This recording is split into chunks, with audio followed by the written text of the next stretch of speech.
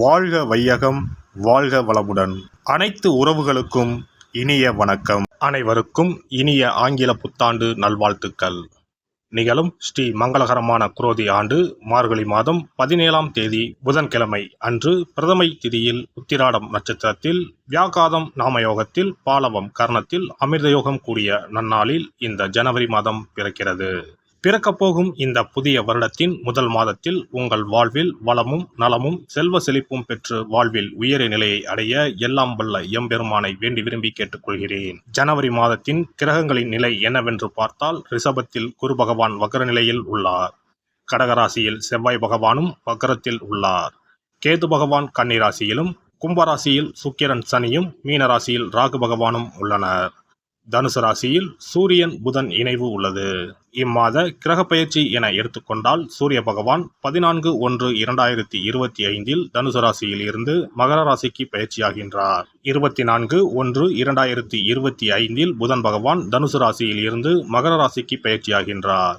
இந்த கிரக அமைப்பினால் இம்மாதம் உங்கள் வாழ்வில் ஏற்படக்கூடிய சுபபலன் என்ன என்பதனையும், அசுப பலன் என்ன என்பதனை பற்றியும், அசுப பலன் ஏற்படுமாயின் ராசிக்காரர்கள் செய்ய வேண்டிய பரிகாரம் என்ன, வழிபட வேண்டிய தெய்வம் யார் என்பதனை பற்றியும் விரிவாக காண்போம். மிதுன ராசி அன்பர்களே, இந்த மாதம் குழப்பங்கள் நீங்கி மனதில் தெளிவு உண்டாகும். முயற்சிகளில் எதிர்பார்த்த பலன் கிடைக்கும். வழக்குகளில் சாதகமான போக்கு காணப்படும். வியாபாரத்தில் நீங்கள் எடுக்கும் முயற்சிகள் அனைத்தும் வெற்றி பெறும். உத்தியோகத்தில் இருப்பவர்களுக்கு இடமாற்றம் உண்டாகலாம். உழைப்பு அதிகரிக்கும். தொழில் வியாபாரத்தில் எதிர்பார்த்த அளவு வேகம் இருக்கும். பணவரத்து தாமதப்படலாம். ஆர்டர்கள் தொடர்பாக நீங்கள் அலையும் அலைச்சல் வெற்றி தரும். பங்குதாரர்களுடன் இருந்து வந்த பிரச்சனைகள் அகலும். அரசாங்க அனுகூலம் கிடைக்கும். குடும்பத்தில் இருப்பவர்களின் வீண் பேச்சால் மன வருத்தம் உண்டாகும். கணவன் மனைவிக்கு இடையே திடீர் கருத்து வேற்றுமை ஏற்பட்டு நீங்கும். வீண் பிரச்சனைகளில் தலையிடாமல் ஒதுங்கி செல்வது நன்மை தரும். உறவினர் நண்பர்களிடம் பழகும்போது கவனம் தேவை. பெண்களை பொறுத்தவரை குழப்பங்கள் நீங்கி மனதில் தெளிவு உண்டாகும். எதையும் ஒரு முறைக்கு இருமுறை யோசித்து செய்வது நல்லது. கலைத்துறையினருக்கு காரிய வெற்றிக்கு தேவையான உதவிகள் கிடைக்கும். எதிர்பாராத செலவுகள் உண்டாகும். சொத்து மனை சம்பந்தமான காரியங்களில் தடை தாமதம் ஏற்படலாம். வீண் பயம் ஏற்படும். ஏற்கனவே செய்த காரியங்களுக்கான பலனை அடைய வேண்டி இருக்கும். அரசியல் துறையினருக்கு வீண் வழக்கு விவகாரங்கள் வரலாம். எச்சரிக்கையாக செயல்படுவது நல்லது. வெளிநாட்டு பயண வாய்ப்புகள் வரும். சிலர் வெளியூர் பயணம் செல்வார்கள். எதிர் பாலினத்தாருடன் பழகும்போது கவனம் தேவை. மனதில் தெம்பு உண்டாகும். மகிழ்ச்சி அதிகரிக்கும். மாணவர்களுக்கு முயற்சிகளில் எதிர்பார்த்த பலன் கிடைப்பதில் தாமதம் ஏற்படும். கூடுதல் மதிப்பெண் பெற அதிக நேரம் படிப்பது நல்லது. நட்சத்திர பலன்கள். மிருகசிரிசம் 3-4 பாதங்கள். இந்த மாதம் தொழில் வியாபாரத்தை மாற்றலாமா என்ற எண்ணம் உண்டாகும். உத்தியோகத்தில் இருப்பவர்களுக்கு இடமாற்றம், பதவி உயர்வு கிடைக்கும். தொழில் வியாபாரத்தில் வரவேண்டிய பாக்கிகள் வசூலாகும். வாகனங்கள் மூலம் லாபம் கிடைக்கும். சரக்குகளை வெளியூர்களுக்கு அனுப்பும்போது கவனம் தேவை. திருவாதிரை நட்சத்திரம். இந்த மாதம் கணவன் மனைவிக்கு இடையே இருந்து வந்த கருத்து வேற்றுமை குறையும். உங்களை பற்றி யாராவது வீண் அவதூறு பேசினால் கண்டு கொள்ளாமல் ஒதுங்கி விடுவது நல்லது. விருந்து கேளிக்கை நிகழ்ச்சிகளில் கலந்து கொண்டு ருசியான உணவை உண்பீர்கள். புனர்பூசம் 1-2-3 பாதங்கள். இந்த மாதம் எந்த ஒரு வேலையையும் மன திருப்தியுடன் செய்வீர்கள். சாமர்த்தியமான பேச்சின் மூலம் காரிய வெற்றி உண்டாகும். பணவரத்து கூடும். கடுமையான முயற்சிகள் மேற்கொள்வது குறையும். வீண் வாக்குவாதங்களை தவிர்ப்பது நல்லது. எதிர்பாராத செலவுகள் உண்டாகும். புதன்கிழமையில் பெருமாளுக்கு துளசி மாலை அணிவித்து தீபம் ஏற்றி அர்ச்சனை செய்து வழங்குவது வாழ்க்கையில் முன்னேற்றத்தை தரும். சிறப்பு தொகுப்பு. கழுத்தை நெரிக்கும் கடன் பிரச்சனையால் கஷ்டப்படுபவர்களுக்கு எளிய பரிகாரங்கள் உள்ளன. ருண ரோக சத்ரு இந்த மூன்றுமே மனிதர்களை வெல்லக்கொள்ளும். அதிலும் கடன் பிரச்சனை கவலையை ஏற்படுத்தி மனிதர்களை கலங்க வைத்து கொள்ளும். கடன் பிரச்சனையால் கஷ்டப்படுபவர்களுக்கு எளிய பரிகாரங்கள் உள்ளன. இந்த எளிய பரிகாரங்களை நம்பிக்கையோடு செய்தால் நிச்சயம் பலன் கிடைக்கும். ஒருவரின் ஜாதகத்தில் 6ஆம் இடம் கடன் ஸ்தானத்தை குறிக்கும்.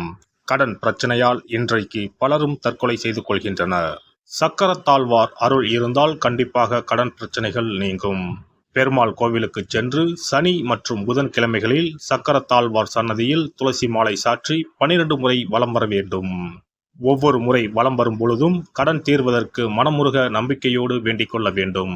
தொடர்ந்து 12 வாரங்கள் செய்தாலே கடன் பிரச்சனை தீர்ந்து மன நிம்மதி ஏற்படும்.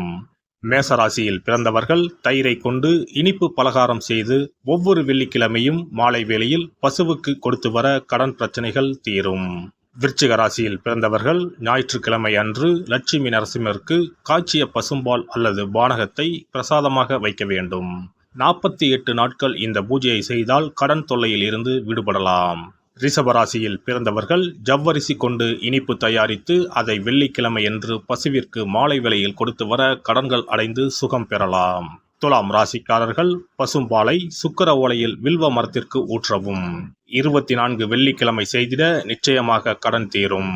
வெள்ளிக்கிழமையில் அரச மரத்தடி விநாயகருக்கு அகலில் 11 தீபமும் 11 முறை வலம் வந்தும் வழிபட்டால் கடன் தீரும். மிதுன ராசிக்காரர்கள் தினசரி சிறிது தயிர் சேர்த்து குளித்து வரவும். கடன்கள் நீங்கும். மாலை வேளையில் சூரிய தரிசனம் அஸ்தமனத்துக்கு முன் செய்து வரவும். கன்னி ராசிக்காரர்கள் சனிக்கிழமைகளில் உளுந்து வடை தானம் செய்யவும். அதை நீங்கள் உண்ணக்கூடாது. மேலும் துளசிக்கு தினசரி நீர் வார்த்து ஒரு மண் அகலில் நல்லெண்ணெய் விளக்கேற்றி வைக்க ருண நிவாரணம் பெறலாம். கடகராசிக்காரர்கள் ஒவ்வொரு ஞாயிறும் சிறிது வெள்ளக்கட்டியை ஓடும் நீரில் விடவும். கடன்கள் வெள்ளம் போல கரைந்துவிடும். சிம்ம ராசியில் பிறந்தவர்கள் ஒவ்வொரு சனிக்கிழமையும் அரச மரத்தடியில் மண் அகலில் நல்லெண்ணெய் ஊற்றி கருப்பு திரி கொண்டு 8 விளக்குகள் ஏற்றி வர கடன்கள் அழிய வழி பிறக்கும். மகர ராசிக்காரர்கள் சனிக்கிழமைகளில் எள்ளுருண்டை செய்து பலருக்கு தானமாய் கொடுத்து வர கடன் தொல்லைகள் நீங்கும். கும்பராசிக்காரர்கள் வியாழன் மாலை 6 மணிக்கு குங்குமப்பூ சேர்த்த பாதாம் கீர் செய்து மகா விஷ்ணுவுக்கு நிவேதனம் செய்து முதலில் தான் அறிந்துவிட்டு பின்பு மற்றவருக்கும் தானமாய் கொடுத்து வர கடன்கள் மலமளவென அடைபடும். தனுசு ராசிக்காரர்கள் செவ்வாய்க்கிழமைகளில் ஆலய பணிகளுக்கு செங்கல்கள் முடிந்த அளவு வாங்கி கொடுக்க கடன்கள் அடைந்து நிம்மதி பெறலாம். மீன ராசிக்காரர்கள் செவ்வாய்க்கிழமை அன்று மதியமோ இரவோ நோயாளிகளுக்கு சப்பாத்தியை தானமாக கொடுத்து வர கடன்கள் வேகமாக அடைய ஆரம்பிக்கும். குறைந்தது 9 சப்பாத்திகள் கொடுப்பது நல்லது. செவ்வாய் பகவானை மனதார நினைத்துக் கொள்வது நலம் தரும். பௌர்ணமி நாளில் குலதெய்வத்திற்கு படையலிட்டு வழிபடுவது சிறப்பு. குலதெய்வ படம் இல்லாதவர்களும் குலதெய்வம் பற்றி தெரியாதவர்களும் 5 முக குத்து விளக்கை பூஜை அறையில் ஏற்றி வைத்து படையல் போட்டு கற்பூர ஆரத்தி காட்டி கடன் பிரச்சனை நீங்க மனதார வேண்டிக் கொள்ளலாம். இவ்வாறாக 9 பௌர்ணமிகள் விடாமல் இந்த பரிகாரம் செய்ய கடன் தொல்லைகள் எளிதாக தீர்ந்துவிடும். கடன் தீர்வதற்கான வழிகளும் கிடைக்கும். இந்த பரிகாரத்தை அனைத்து ராசிக்காரர்களும் செய்யலாம். எல்லாம் வல்ல இறையருளால் நீங்களும் உங்கள் அன்பு குடும்பமும் உடல் நலம், நீலாயுள், நிறை செல்வம், உயர் புகழ், மெய்ஞானம் ஓங்கி வாழ்க வளமுடன். இந்த வீடியோ பதிவு உங்களுக்கு பிடித்திருந்தால் லைக் பண்ணுங்க, கமெண்ட் பண்ணுங்க, ஷேர் பண்ணுங்க, மறக்காம சப்ஸ்கிரைப் பண்ணுங்க, பக்கத்துல இருக்கிற பெல் பட்டனை கிளிக் பண்ணுங்க. நன்றி, வணக்கம். ஓம் நமச்சிவாய. சிவாய நம.